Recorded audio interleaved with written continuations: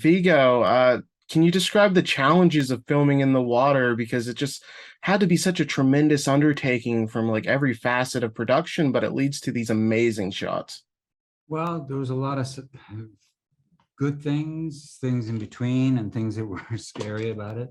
One of the things I really liked as an actor is that when I was underwater, just kind of nobody could get after me. I was on my own, and that was beautiful. Do you know what I mean? It's like, yeah, you can sort of hear if someone's like yelling, wait, cut, or come back to the surface. You could take your time doing that. You're under there. It's like I'm in my own, I'm in my element. I'm free. There was something nice about that. But the flip side is that it's scary because you are on your own, and even though there's safety divers nearby, things can go wrong quickly underwater. So be careful. Remember your training. Look out for each other, and so forth. It was I don't think any of us knew. We imagined that it was going to be difficult to learn the things we had to learn, but we had no idea really how difficult it was going to be overall, and we did it in stages. First, we learned in this big pool with nothing, no caves, no narrow anything, no current. And then we went through one section for about a week. That was tricky, and we thought pretty difficult. Then the next time it was harder. I mean, the degree of difficulty kept going up from week to week to week. Longer sections, narrower sections, stronger current, stalactites, stalagmites. Then, okay, now you're transporting a real human being. Don't bump their head. Don't hit their mask because it fills with water. They'll drown instantly. It's like, okay. And then, I know that for Joel, for example, he had, all his equipment, kid, then they've strapped a camera on him, and he's trying to get, it was just like, if they'd thrown all of that at us, which what we had to do, say a month in, we would have been totally overwhelmed. I think at the beginning, we wouldn't have been able to do it.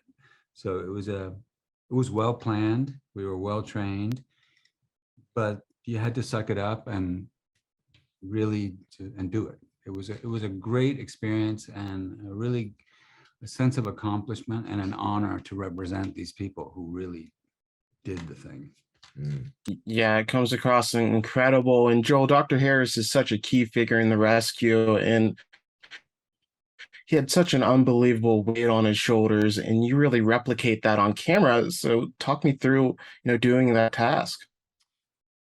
I started, I didn't know what the real mechanics of the rescue were. All I knew in the early 2018 period was like boys trapped in a cave, 10 days later, they find the boys, debate about how to get them out, and suddenly they were out. And the question of how they did that came to light once I got involved in this project and started to really investigate Harry and his key role in that with his medical background as an anesthesiologist. And what I really hadn't understood yet, and I came to understand, is just the weight of the responsibility that he felt in being handed the choice to say, yeah, I'll do it or I won't do it. To offer to help the kids in that way, he thought was going to definitely result in the death of one or more of the children, or maybe all of them. But if he didn't help, they most likely all would have perished. So, going in knowing I'm going to do this thing, and as a doctor, knowing that your job is to help your fellow man, but to then put yourself aside and say, I'm going to take the risk. I'm going to take the risk because there is a chance that this could work.